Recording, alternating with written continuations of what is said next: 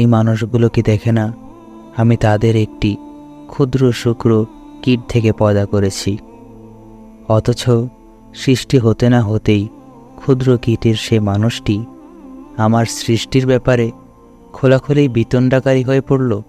সে আমার সৃষ্টির ক্ষমতার সম্পর্কে নানা কথা রচনা করতে শুরু করল এবং এক সময় সেই লোকটি তার নিজ সৃষ্টি কৌশলই ভুলে গেল। সে বলল, কে মানুষের এই হাড় পুনরায় জীবিত করবে যখন তা পচে গলে যাবে? হে নবী, তুমি এদের বলো, হ্যাঁ, তাতে প্রাণ সঞ্চার তিনিই করবেন, যিনি প্রথমবার একে জীবন দিয়েছিলেন এবং তিনি সমস্ত কিছুর সৃষ্টি কৌশল সম্পর্কে সম্যক অবগত রয়েছে।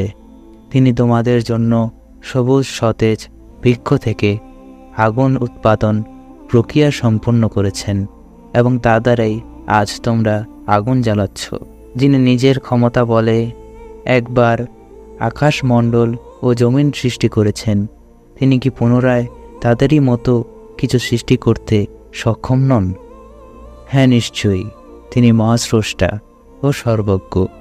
তিনি যখন কিছু একটা সৃষ্টি করতে ইচ্ছে করেন, তিনি কেবল এতটুকুই বলেন, হও, অতঃপর তার সাথে সাথেই তৈরি হয়ে যায়।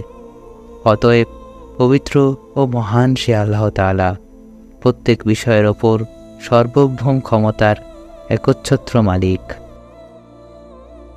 এবং তার কাছেই একদিন তোমাদের সবাইকে ফিরে যেতে হবে এবং তার কাছেই তোমাদের একদিন সবাইকেই ফিরে যেতে হবে।